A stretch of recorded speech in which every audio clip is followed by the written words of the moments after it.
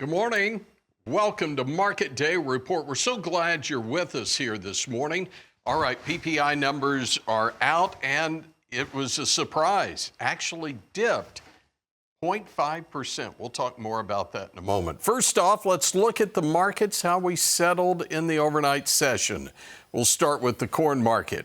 As corn overnight down up a half a penny on the December at $4.41 a bushel. Soybean trade, what happened there in the overnight session? Double-digit losses. This is after that November contract has settled higher now 6 consecutive sessions. Talking about daytime sessions, not the overnight, but overnight pressure 1047 down 14 1/4 to the wheat market. We'll start with Chicago. Chicago continues the rally. 530 1/4 up 5 1/2 in the overnight session. Hard red 5 1/4 higher, 528 1/4. It's been Kansas City leading that wheat complex. December spring wheat trying to get in on it as well. 611 3/4 up 2 3/4 cents. And the cotton market in the overnight session down 2 points. 68.23. Brian Hoops is president, Midwest Market Solutions. All right, those are the numbers from overnight, but weekly export sales numbers out as well. Yes, and so a lot of big things here to talk about. Of course, maybe some uncertainty about the EPA mandate and when that would take effect. Sent a lot of selling pressure into the bean oil futures, limit down overnight, dragging soybeans along with it. But corn and wheat seem to have rebounded on those export numbers. They were some really outstanding numbers. Now for wheat, the old crop marking year is almost finished. It will be here in just a couple weeks, only 2.2 million bushels, but the new crop over 27 million bushels sold. Very strong numbers there. Corn was 66 million bushels for this old crop, and then another 20.8 for the new crop. Some really outstanding numbers for corn. And for soybeans, they weren't bad either. The new crop was 18 million bushels and old crop about 10. So some decent numbers and really helped to rally corn and the wheat market. And that comes in the face of a very wet forecast, especially for that corn belt. Next 7 days, a lot of rain across the corn belt. If in fact those type of rains happen, you're looking at very good conditions, I think, for corn and soybeans going into the early part of June. It's going to sustain us for quite some time.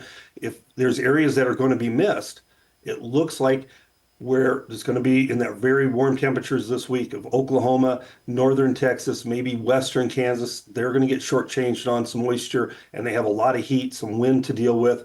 That could take those yields down a little bit from what we've seen here recently in the wheat market. And so it feels like wheat's trying to bottom and rally. It feels like the old crop corn trying to bottom this week and trying to rally. Of course, we've had strong gains by bean oil, except in the overnight trade and probably early dealings this morning. Yeah, you mentioned the bean oil, 5 consecutive sessions higher there.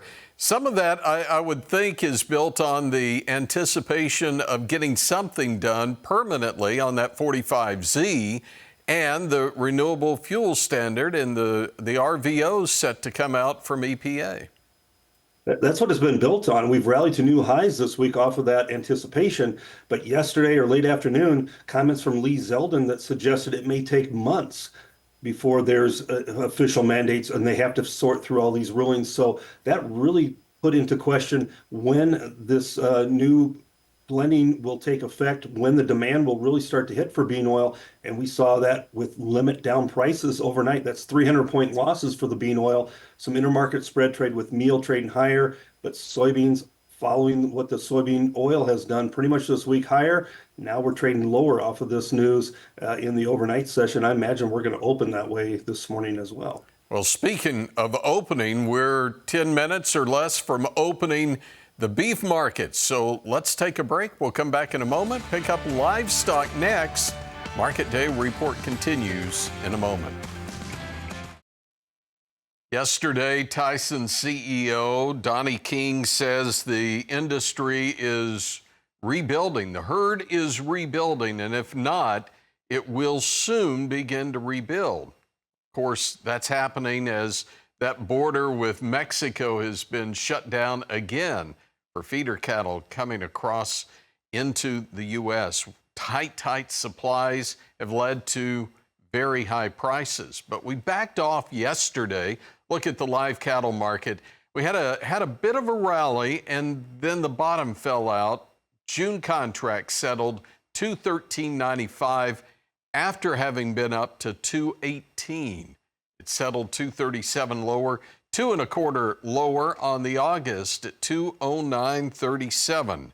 From the live cattle over to feeder cattle. Feeder cattle in the red yesterday.